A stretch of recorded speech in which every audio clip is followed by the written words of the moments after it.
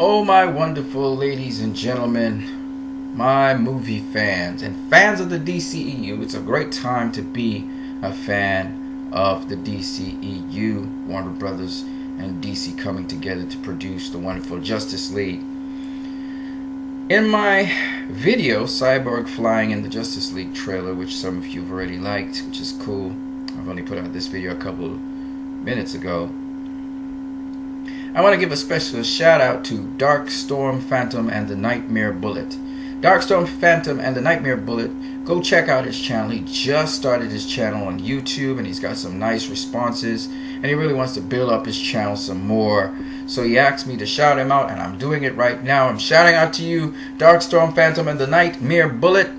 He's an enthusiastic of the DCEU and he really wants to see it do well, and he really is stoked about the Justice League. You really got to check out his channel and his responses. I have already done so myself. Awesome guy, really wonderful talking with him. You know, by our discourse, we're learning things from each other. So shout out to him. My video today is on something else that's very interesting that people have been asking about Batman, about Bruce Wayne. People have been saying, why is Bruce Wayne trying to access Arthur Curry in that isolated village in the Arctic via horse? Why is he coming to him via horse? He could use the Batmobile or maybe the Bat plane or the Batwing or maybe something called a Bat snowmobile. Why not get a Bat snowmobile and access him, right? Why a horse?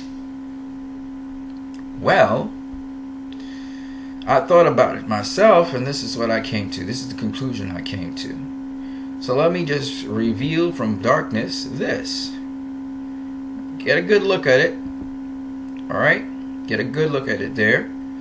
And that is Mr. Bruce Wayne looking down at the isolated small settlement, looks like a fishing settlement on the coast of the Arctic, and it seems to be surrounded, if you look here, I'm just going to take my arrow, surrounded by these rocky mountains. It's a very rocky mountain, and this little small little place, like a little bay here where the settlement is. You can see it's a little port for ships or boats or fishing boats.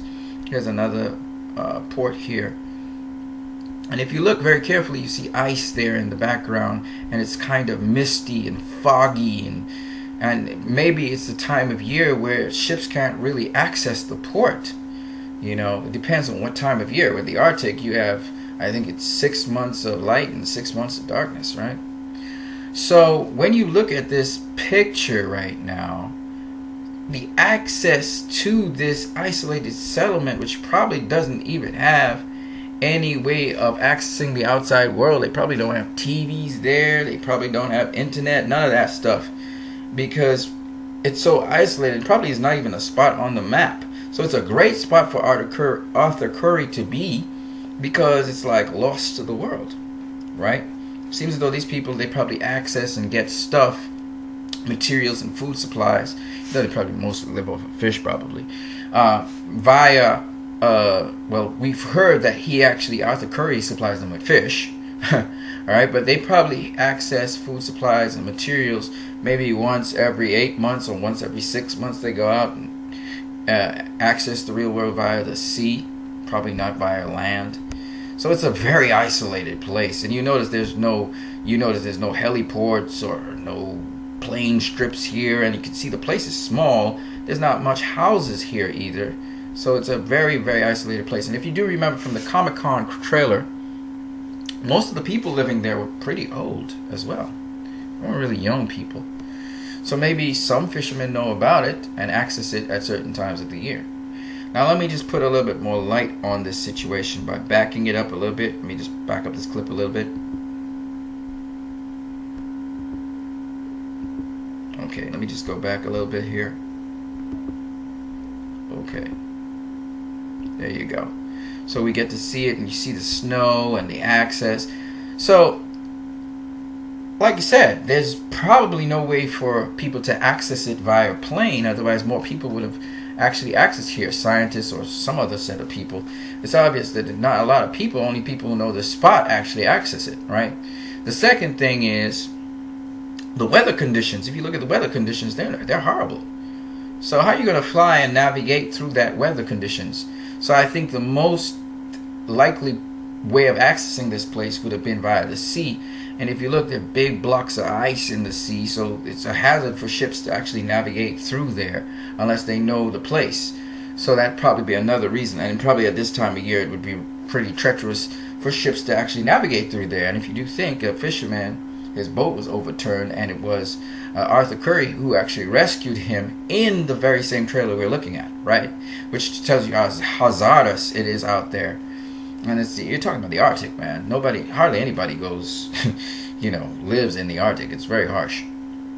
So I do believe if you had a bat snowmobile or a Batmobile, it would get stuck, or it just couldn't pass through the areas. If you do remember in this trailer, this very same trailer, there were these huge glacial drifts and huge mountains of ice you had to pass around. And if I had to make a guess, you'd have to pass by foot. So it had to be something with legs that could lift the legs and actually move and navigate through those narrow passages and spots, not a vehicle.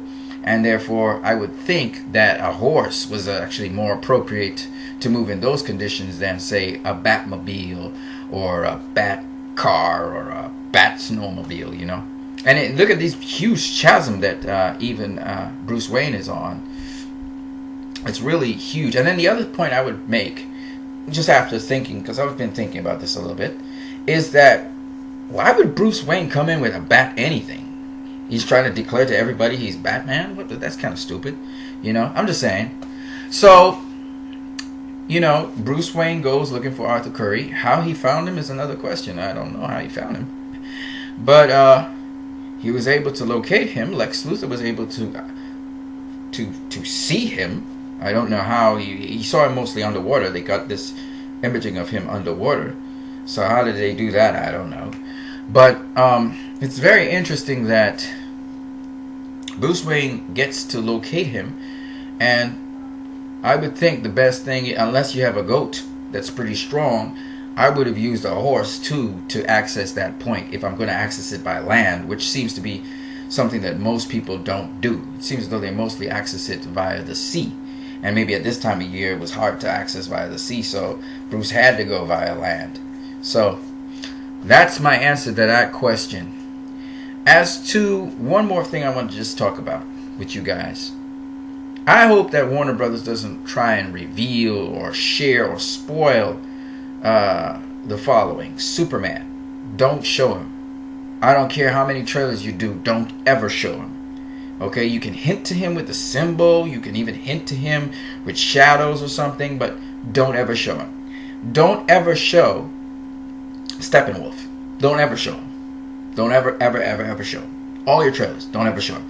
See, Warner Bros. Needs to learn, and I think they are, that you don't need to put out a trailer people will anticipate it. We're talking about Justice League. It's like Maypac.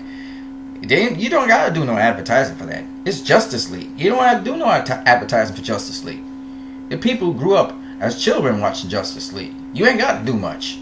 So you can rehash this trailer in different forms and TV spots and stuff, and then you can put out a second trailer. You probably don't even need to put out a third trailer. Okay, Warner Brothers, Zack Snyder. You will just need to put out a second trailer to hype people up, and this will be after Wonder Woman.